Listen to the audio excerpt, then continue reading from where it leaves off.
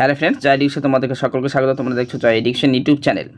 তো আজকে আমি আপার প্রাইমারি সংক্রান্ত যে বিষয়গুলি গতকাল হয়ে গেল এবং তার ভবিষ্যৎ কী হতে চলেছে, তো অবশ্যই সেই সমালোচনাগুলি আলোচনা করবো এবং তা তো তোমাদের মতামত অবশ্যই কিন্তু আমার কমেন্টে জানাবে। তো তার জন্য অবশ্যই স্কিপ না করে সম্পূর্ণ ভিডিওটি দেখবে। আর তার মধ্যে তোমরা যদি আমার চ্যানেলে নতুন হয়ে থাকো দর্শক, তাহলে অবশ্যই চ্যানেলটিকে সাবস্ক্রাইব করে এবং বেল আইকনটি বাজিয়ে দেবে। তো শুরু করছি চলো। তো আপার প্রাইমারি যে গতকাল যে মুভমেন্ট ছিল, অভিযান ছিল যে 6 লাখের করুণাময়ীতে, তোমরা জানো সরকারের পক্ষ থেকে কী কী পদক্ষেপ নেওয়া হয়েছিল এবং আমাদের কেনই বা গতকাল মুভমেন্ট করতে হয়েছিল। তো 23 তারিখে যে মুভমেন্টটি হয়ে গেল সেটি ছিল হচ্ছে আপার প্রাইমারি সংক্রান্ত। যে ইতিমধ্যে কিন্তু আপার প্রাইমারি প্যানেলের যে হাইকোর্টের নির্দেশ দেওয়া হয়েছিল, কিন্তু 4 সপ্তাহের মধ্যে কিন্তু প্যানেল প্রকাশ করতে হবে। তার মধ্যেই কেনই বা চাকরি প্রার্থীদের বিক্ষোভে নামতে হলো, তাই তো? এছাড়াও অপরদিকে আরেকটা মুভমেন্ট ছিল, সেটি হচ্ছে এসএলএসটি, যে কর্ম শিক্ষার বা শারীরিক শিক্ষার যে অ্যাপয়েন্টমেন্টের জন্য তারা কিন্তু মুখ্যমন্ত্রীর সঙ্গে সাক্ষাতের এক দাবি করেছিল।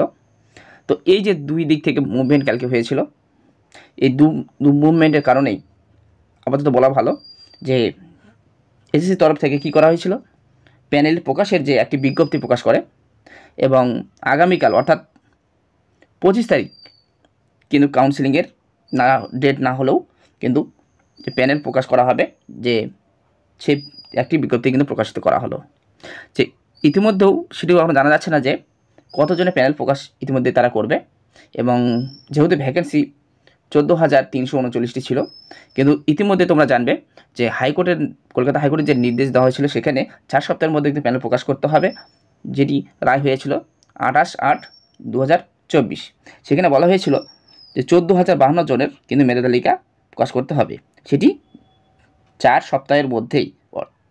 কিন্তু তার মধ্যেই কিন্তু আবার চাকরি প্রার্থীদের নামতে হলো রাস্তায়।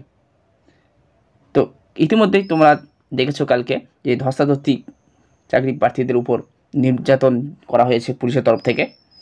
তো এটি মেনে নেওয়া যায় না। তো তোমাদের বক্তব্য কী অবশ্যই কমেন্টে কিন্তু জানাবে। তো এই যে অভিযানটি কেন করতে হলো, যদি সদিচ্ছা যদি থাকতো এসএসসির, তাহলে এই মুভমেন্ট করার কোনো প্রয়োজন ছিল না। তো 4 সপ্তাহে তাদেরকে কিন্তু বেঁধে দেওয়া হয়েছিল প্যানেল লিস্ট বের করার জন্য। তাদের যে বিভিন্ন ধরনের যে মুভমেন্ট তোমরা ইতিমধ্যে দেখবে, যে কানাঘুষো শোনা যাচ্ছিল বিভিন্ন সোশ্যাল মিডিয়াতেও, এসএসসির যে 14,052 জনের যে মেধা তালিকা প্রকাশ করার কথা বলে ইচ্ছা প্রকাশ করলেও তারা কিন্তু সংশয় ছিল যে 14,052 জনের মেধা তালিকা প্রকাশ করলে আবার একটি মামলা হতে পারে, সেই আশঙ্কায় কিন্তু এসএসসি ভুগছিল।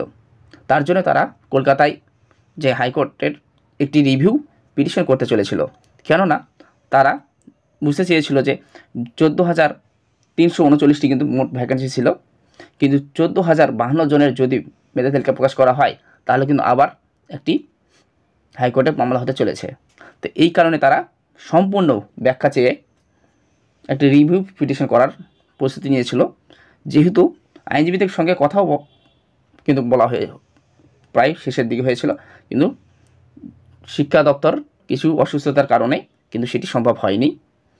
তাহলে বুঝতেই পারছো, সৎ ইচ্ছা না থাকলেও কিন্তু চাপে পড়ে 23 তারিখে যে মুভমেন্ট, চাপে পড়ে কিন্তু প্যানেলের প্রকাশের একটা নির্দিষ্ট একটা টাইম কিন্তু শিক্ষা দপ্তর থেকে দিতে বাধ্য হয়েছে, এটা বলা ভালো, তাই তো? তোমাদের কি মনে হয়? যে অবশ্যই এমনি হয়নি, বিভিন্ন ধরনের চাপের যে অভিযানের যে চাপ ছিল, সেই চাপের পরিপ্রেক্ষিতেই কিন্তু কালকে শর্ট টাইমের মধ্যে হলেও সেটি কিন্তু প্যানেল প্রকাশের যে একটি বিজ্ঞপ্তি সেটি প্রকাশ করতে বাধ্য হয়েছে এসএসসি। তাছাড়াও কিন্তু এসএসসি কিন্তু আরও কিছু সময় তারা চেয়েছিল যে কোনো কারণে হাইকোর্টে আবার যদি রিভিউ পিটিশন করা হয়, সেই যে সেই নিয়োগটি মেধা তালিকা কিছুটা হয়তো পিছিয়ে যাবে। সেই কিন্তু রায়ের পরিপ্রেক্ষিতে কোনো ক্যান্ডিডেট কিছু বলতে পারবে না, যেহেতু কোর্টের মাধ্যমে থাকবে সেই বিষয়টি। তারা সময় কিছু চেয়ে নিত তাতে মেধা তালিকা প্রকাশ করার জন্য আরও কিছু সময়। তার মধ্যে চলে আসতো আমাদের পুজোর টাইম, সেটি আবার দীর্ঘমেয়াদী সময় চলে যেত, 6 থেকে আবার মাস গড়াতে আবার হয়তো বছরে পেরে যেত। তো ইতিমধ্যেই যেমন করে হোক বিভিন্ন ধরনের মুভমেন্টের কারণে হয়তো তারা প্যানেলটা প্রকাশ করতে বাধ্য হয়েছে। তো এই যে আপার প্রাইমারি নিয়ে গড়িমসি সরকারের পক্ষ থেকে, তাতে একটু সৎ ইচ্ছা মনে হচ্ছে না। তো তোমাদের কি মনে হয়, আপার প্রাইমারি কি শূন্য পর্যায়ে ছিল, সেটি সম্পূর্ণ কি আপার প্রাইমারি নিয়োগ করতে পারবে কি না। আমার তো মনে হয় সরকার এইখানে থেকে হাত সরিয়ে দেওয়ার একটা প্রচেষ্টা চলছে। তো অবশ্যই আমি এই ভিডিওটি এইভাবেই তোমাদেরকে জানানোর চেষ্টা করলাম। তো তোমাদের মতামত অবশ্যই কমেন্টে কিন্তু জানাবে। দেখা হবে আবার পরের ভিডিওতে কালকে, যেহেতু 25 তারিখ, সেটি দেখা যাক কি প্যানেল বাড়ায় এবং কতজনের প্যানেল প্রকাশ করার পরিকল্পনা। এবং এছাড়াও কিন্তু তোমরা দেখবে এখানে কিন্তু কাউন্সিলিংয়ের কোনো প্রকারের ডেট ছিল না। কাউন্সিলিং কবে বাড়ানো হবে তার জন্য কিন্তু প্যানেল প্রকাশের পরে হয়তো সেই ফেস অনুযায়ী কাউন্সিলিং করানো হবে, সেগুলি পরে হয়তো জানানোর সম্ভব হবে। কিন্তু প্যানেলটা আমরা কালকে নজর থাকবে আমাদের, ঠিক আছে। তো অবশ্যই যদি ভিডিওটি তোমাদের কাছে একটু হেল্পফুল বা মনে হয় অবশ্যই লাইক করবে, এবং নতুন বন্ধু হলে অবশ্যই চ্যানেলটিকে সাবস্ক্রাইব করবে এবং সঙ্গে থাকবে। দেখা হবে পরের ভিডিওতে, ততক্ষণে ভালো থেকো।